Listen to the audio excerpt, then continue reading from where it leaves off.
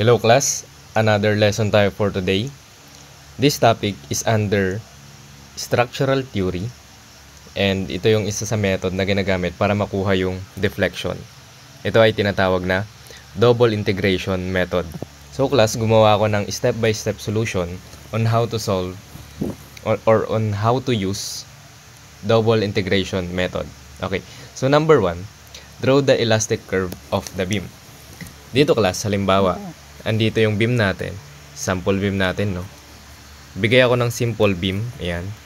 Tapos meron siyang load or subjected siya sa load na 10 kilonewtons. Okay. Sir, paano yung draw the elastic curve of the beam, no?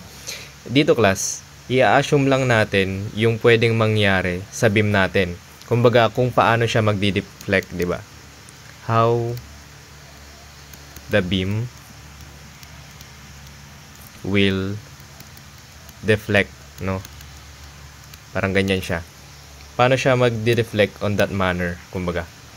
So dito class, dahil subjected nga siya sa load na 10 kilonewton, di ba? Yan, pababa. Ma-i-imagine ka agad natin class na yung beam natin ay magde-deflect pa ganito, no? Syempre, pababa yung deflection niya. And etong elastic curve na to class, ano lang siya, no? Exaggerated lang siya. Kumbaga in real life, yung deflection na ito or elastic curve na to is maliit lang naman talaga siya, di ba? Iniiwasan nga natin na magkaroon tayo ng malaking deflection. Syempre, kakabahan yung mga occupants, ganun. Kung malaki yung deflection ng beam, di ba? Iniiwasan talaga natin yan kasi delikado siya. So, eto class, etong elastic curve, basta i-exaggerated nyo lang siya kapag gagawin nyo siya, no? Okay. Ganun lang naman siya. Assumption na. Okay. Next tayo, number 2. Ayan. Solve the reaction of the supports. So, dahil alam naman na natin mag-solve ng reaction, okay na to. Goods na, di ba? Number 3. Draw a cutting line daw at the right end of the support. Then, take the left part of the beam. So, paano to, sir? Halimbawa, na-drawing na natin yung, yung elastic curve and na-solve na rin natin yung mga reaction. Alisin ko lang muna. Ang cutting line class, halimbawa, eto, maggagawa daw tayo ng cutting line, eto. Ayan. So, pag kinat natin yan, class, edi magiging ganito na lang siya, no? Yan. Hindi magiging ganito na lang siya. Ganyan na lang siya. Tapos, yung kinat natin na to, eto. Eto na yan. Tinake natin yung left part of the support. Oh, so, eto yung left part. Diba? Yan niya siya. So, kapag kinat natin yan, lalabas yung mga reaction natin dito. Kasi iisipin natin, class, eto, no? Etong support na to is hinge. Etong support na to is roller, no? Tapos, yung kinat natin, class, is etong part na to is fixed na yan. Kumbaga, parang naging fixed support yan, no? Yung kinat natin yan. So, kapag lalabas yung mga reaction niya, di ba yung fixed support natin, class, meron tayong vertical reaction, meron tayong horizontal reaction, and meron tayong moment reaction, no? So, yan yung mga lalabas na reaction dyan, mamaya. Okay. Tapos, ang sabi pa rito, or vice versa, no? Etong vice versa, explain ko na lang later, no? Tapos, set the length of the beam as x. So, kapag nag-cut daw tayo, class, yung magiging new distance natin is tatawagin daw natin na x distance. Okay. Okay. Next tayo, class, number 4. Ayan.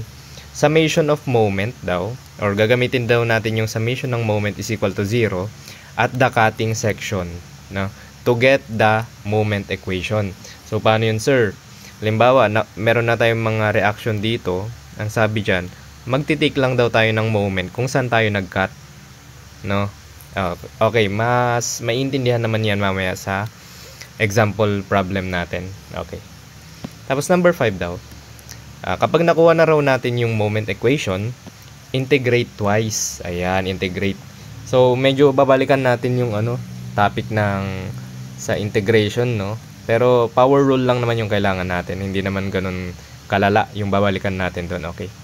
So, dito class, ang sabi, if we integrate the moment equation, we will obtain the slope equation, no? Pag in-integrate daw natin yung moment equation, makukuha natin yung slope equation. Okay. Next tayo, class. Pag in-integrate naman natin, class, yung slope equation, eto, makukuha natin yung deflection equation of the beam. So, sa madaling salita, eto, key factors tayo.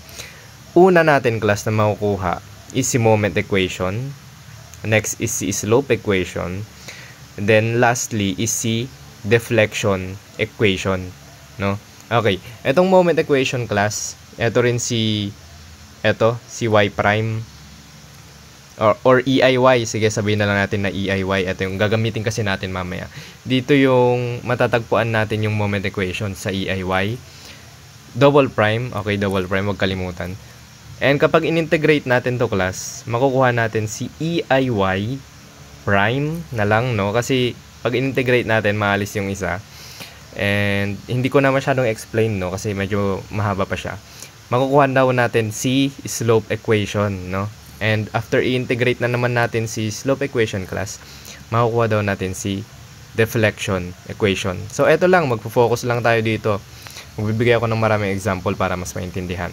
Tapos dito raw, class, 'di ba sa integral calculus, kapag nag-integrate tayo, naglalagay tayo ng plus c, no? Plus c sa dulo. Yan, kung maaalala nyo, naglalagay tayo ng plus c. So, kapag integrate natin, class, yung moment equation, mag-a-add tayo ng plus c sa dulo, no?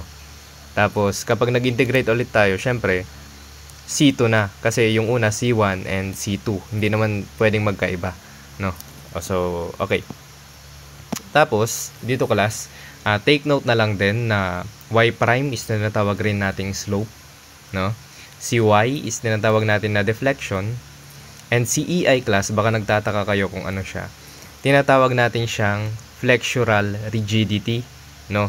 Ito yung property ng beam na kung gaano kalakas or kung gaano kalakas siya mag-resist ng rotation, no? Okay. And next, class, is the E. Parang mali